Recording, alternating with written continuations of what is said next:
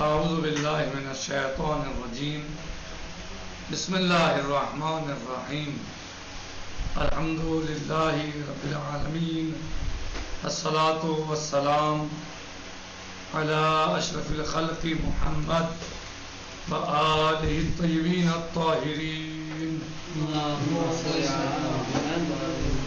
وعجل فرجہم. توثیقات عام. آج ہماری گفتگو علم رجال میں توثیقات عام میں ہے. گزشتہ بیانات میں جن توثیقات کا ذکر کیا گیا ہے ان کا تعلق کسی خاص فرد یا خاص شخصیت سے تھا، لیکن ان بحثوں میں ان توثیقات کا ذکر کیا جا رہا ہے جن کا تعلق کسی ایک فرد یا شخصیت سے نہیں ہے بلکہ ایک پوری جماعت سے ہے، جن کے بارے میں علماء رجال نے یہ بیان کیا ہے کہ یہ پوری جماعت ثقہ اور قابل اعتماد ہے اور اس کی روایت پر آنکھ بند کر کے عمل کیا جا سکتا ہے.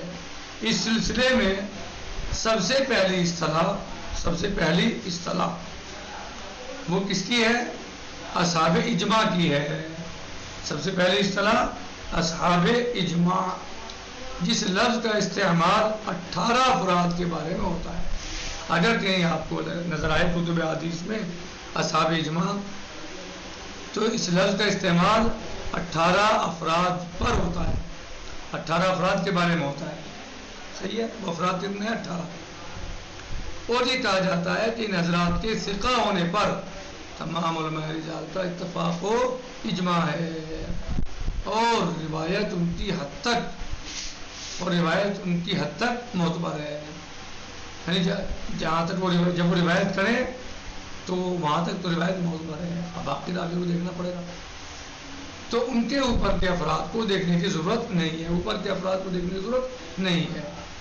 اب باقی نیچے والے جو ہیں وہ اس لیے کہ حضرات صرف انہی افراد سے روایت نقل کرتے تھے جن پر مکمل اعتماد رکھتے تھے، اور ان کا روایت بیان کر دینا ایک طرح کی شہادت اور گواہی ہے کہ ان کے اوپر والا راوی معتبر ہے اور اس پر اعتماد کیا جا سکتا ہے. دوسرے یہ اصحاب اجماع، ٹھیک کیا کہیں یہ اصحاب اجماع پڑھی، یہ اصحاب اجماع کی اصطلاح دور قدیم میں نہیں تھی. پڑھی صاحب، یہ اصحاب اجماع کی اصطلاح دور قدیم میں نہیں تھی. بہت بات کی پیداوار ہے لیکن اس کی اہمیت بے پناہ ہے کہ اس کے سائے میں پناہ لینے والے حضرات ہزارہ روایات کے راوی ہیں اور ان کا مطلق اعتبار ہزاروں روایات کا اعتبار ہے، ورنہ ان کے غیر معتبر ہو جانے سے یہ 1000 روایات ہاتھ سے نکل جائیں گی اور فقہ اسلامی ایک بڑے ذخیرے سے خالی ہو جائے گی. یعنی یہ اصحاب اجماع کی اصطلاح دور قدیم میں نہیں تھی. اصحاب اجماع کی اصطلاح دور قدیم میں نہیں تھی. بہت بات کی پیداوار ہے لیکن اس کی اہمیت بے پناہ ہے. بات کی پیداوار ضرور ہے لیکن اہمیت بہت زیادہ ہے کہ اس کے سائے میں پناہ لینے والے حضرات ہزارہ روایات کے راوی ہیں. جن کے بارے میں کہا گیا ہے وہ ہزاروں روایت کے راوی ہیں اور ان کا مطلق اعتبار ہزاروں روایات کا اعتبار ہے، ورنہ ان کے غیر معتبر ہو جانے سے یہ 1000 روایات ہاتھ سے نکل جائیں گی اور فقہ اسلامی ایک بڑے ذخیرے سے خالی ہو جائے گی. اس سلسلے میں سب سے پہلا ان افراد کے تعین کا ہے جنہیں اصحاب اجماع سے تعبیر کیا جاتا ہے اور جن پر علماء رجال نے آنکھ بند کر کے اعتبار کرنے کا حکم دیا ہے. شیخ کشی نے اپنے رجال میں 3 مقامات پر ان حضرات کے اسماء گرامی کا تذکرہ کیا ہے. ایک مرتبہ امام محمد باقر علیہ السلام اور امام جعفر صادق علیہ السلام کے اصحاب میں سے 6 افراد زرارہ معروف بن خربوز برید، ابو بصیر الاسدی، فضیل بن برید اور ابو بصیر الاسدی، فضیل بن یسار، محمد بن مسلم کا ذکر کرنے کے بعد یہ عبارت درج کی ہے کہ علماء رجال نے ان تمام حضرات کی تصدیق اور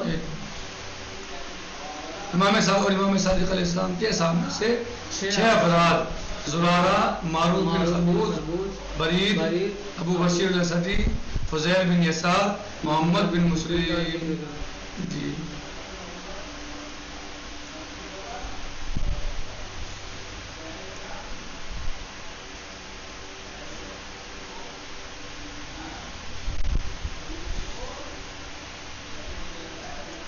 جی چلیے.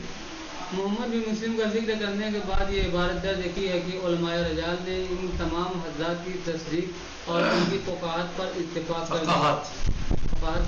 اتفاق کر لیا ہے، اور ان میں زرارہ کو سب سے آگے سب سے بڑا فقیہ قرار دیا ہے. یہ روایت یہ اور بات ہے کہ بعض حضرات نے ان 6 افراد میں ابو البصیر اسدی کے بجائے ابو بصیر المرادی یعنی لیث بن بختری کا نام دیا ہے. دوسرے مقام پر اصحاب امام جعفر صادق علیہ السلام کا ذکر کرتے ہوئے 6 حضرات کا نام لیا ہے. یہ جن کے اصحاب تھے امام محمد باقر صاحب، امام صادق علیہ السلام دونوں کے. اب آج یہ کس کے افراد ہیں؟ اصحاب ہیں امام صادق علیہ السلام. جی جمیل بن دراج جی. عبداللہ بن مسکان، جی. عبداللہ بن بکیر، حماد بن عثمان، حماد بن عیسیٰ، ابان بن عثمان. اور اس پر چلیے اور اس پر تبصرہ کیا ہے کہ علماء رجال نے ان تک صحیح ہو جانے والی روایت کو صحیح قرار دیا ہے، اور ان کے جملہ اقوال کی تصدیق کرتے ہوئے ان کی فقاہت کا اقرار کیا ہے.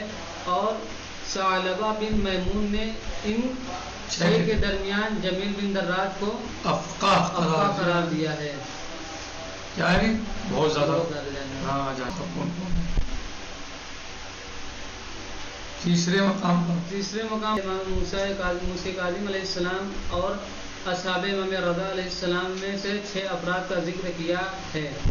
یونس بن عبد الرحمن، صفوان بن یحییٰ، بیاء الصابری، محمد بن ابی عمیر، عبداللہ بن مغیرہ، حسن بن محبوب، احمد بن محمد بن ابی نصر.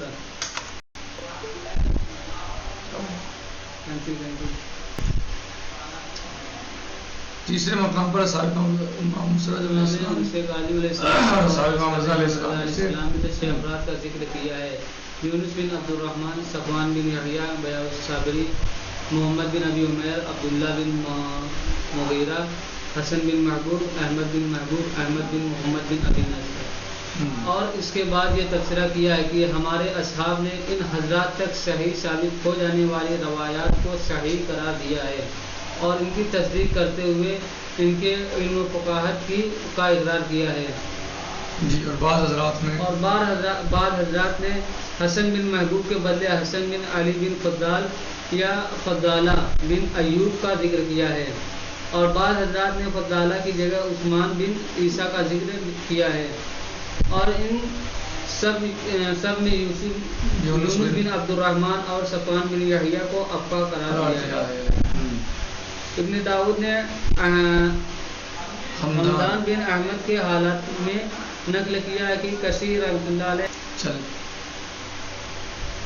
حالانکہ کثیر رحمۃ اللہ علیہ کی کتاب میں اس کا کوئی ذکر نہیں ہے، اور بعض حضرات کا خیال ہے کہ یہ بعد میں اشتباہ ہو گیا ہے، اس لیے کہ کثیر رحمۃ اللہ علیہ کی کتاب میں ایک ہی مقام پر حماد بن عثمان اور حماد بن عیسیٰ کا ذکر تھا، اور اس کے بعد حمدان بن احمد کا ذکر تھا، تو بعض حضرات سے اشتباہ ہو گیا، اور انہوں نے حماد بن عثمان یا حماد بن عیسیٰ کے بارے میں توصیف کو حمدان بن احمد کے بارے میں نقل کر دیا. ان کا تذکرہ اسی صفحے پر تھا، تو نظر سے چوک ہو گئی اور غیر معصوم سے ایسی بات کرنا کوئی حیرت انگیز امر نہیں ہے. ظاہر ہے جو آدمی غیر معصوم ہے ان سے ہو سکتا ہے. تو 18 افراد آپ نے ان کے نام دیکھ لیے، پڑھ لیے اور سمجھ لیا کہ 18 افراد کو نجنہ صاحب اجماع کہا جاتا ہے. نقطہ فی الحال باقی انشاءاللہ سے جی والحمدللہ رب العالمین. السلام علیکم ورحمۃ اللہ وبرکاتہ. فی امان اللہ. خدا حافظ.